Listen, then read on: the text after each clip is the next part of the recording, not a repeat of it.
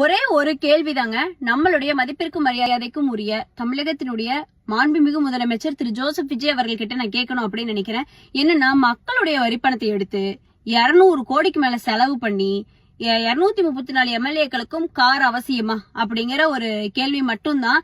ஏன்னா எம்எல்ஏக்கள் பல பேர் கார் வச்சிருக்காங்க. எனக்கு தெரிஞ்ச ஒரு 10 எம்எல்ஏ கிட்ட கார் இல்லாம இருக்கிறதே வந்து ரொம்ப ஆச்சரியமான ஒரு விஷயம். என்னன்னா, சட்டமன்றத்துக்குள்ள முதல்வர் முன்னாடி போய் பேசக்கூடாது அப்படின்னு சொல்லலாம். ஆனா உங்களுடைய எம்எல்ஏ ஒருத்தர் வந்து எந்திரிச்சு சொல்றாரு என்கிட்ட காரே இல்லைன்னு. அவரோட அஃபிடவிட்டி எடுத்து செக் பண்ணி பார்த்தோம்னா அவர்கிட்ட கார் இருக்கு. அவர் காரோட இருக்கிற பல புகைப்படங்கள், வீடியோ எல்லாம் வந்து சமூக வலைதளங்கள் அவைலபிளா இருக்கு. சோ உங்களுடைய எம்எல்ஏக்கள் உங்க முன்னாடியே போய் சொல்றாங்க. அப்படிப்பட்ட எம்எல்ஏக்களுக்கு நீங்க 200 கோடி கொடுத்து கார்லாம் வாங்கி கொடுக்கணுமா அப்படிங்கறது வந்து ஒரு பெரிய கேள்வி.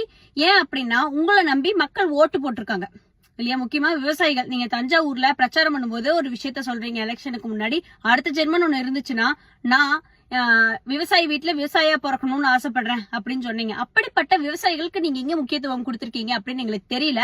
ஏன் அப்படின்னா, விவசாயிகளுக்கு வந்து பயிர் காப்பீட்டு தொகை வழங்கப்படும் சொன்னீங்க. 9725 ரூபாய் வழங்கப்படும் சொன்னீங்க. தஞ்சாவூர்ல 49 கிராமங்களுக்கு உட்பட்டு 7000க்கும் மேற்பட்ட விவசாயிகள் தகுதியானவர்கள் அப்படின்னு சொல்லி உங்களுடைய அதிகாரிகள் லிஸ்ட் உங்ககிட்ட கொடுத்திருக்காங்க.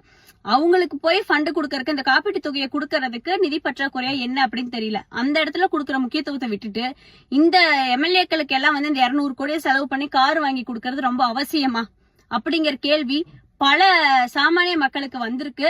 சோ இதை கொஞ்சம் கன்சிடர் பண்ணுங்க. எந்த இடத்துல யாருக்கு முக்கியத்துவம் கொடுக்கணும் அப்படிங்கறத பாருங்க. நன்றி, வணக்கம். ஒரே ஒரு கேள்விதாங்க. நம்மளுடைய மதிப்பிற்கும் மரியாதைக்கும் உரிய தமிழகத்தினுடைய மாண்புமிகு முதலமைச்சர் திரு ஜோசப் விஜய் அவர்கள் கிட்ட நான் கேட்கணும் அப்படின்னு நினைக்கிறேன்.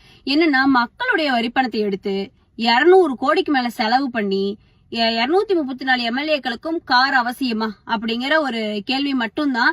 ஏன்னா எம்எல்ஏக்கள் பல பேர் கார் வச்சிருக்காங்க. எனக்கு தெரிஞ்ச ஒரு 10 எம்எல்ஏ கிட்ட கார் இல்லாம இருக்கிறதே வந்து ரொம்ப ஆச்சரியமான ஒரு விஷயம். என்னன்னா, சட்டமன்றத்துக்குள்ள முதல்வர் முன்னாடி போய் பேசக்கூடாது அப்படின்னு சொல்லலாம். ஆனா உங்களுடைய எம்எல்ஏ ஒருத்தர் வந்து எந்திரிச்சு சொல்றாரு என்கிட்ட காரே இல்லைன்னு. அவரோட அஃபிடவிட்டி எடுத்து செக் பண்ணி பார்த்தோம்னா அவர்கிட்ட கார் இருக்கு. அவர் காரோட இருக்கிற பல புகைப்படங்கள், வீடியோ எல்லாம் வந்து சமூக வலைதளங்கள் அவைலபிளா இருக்கு.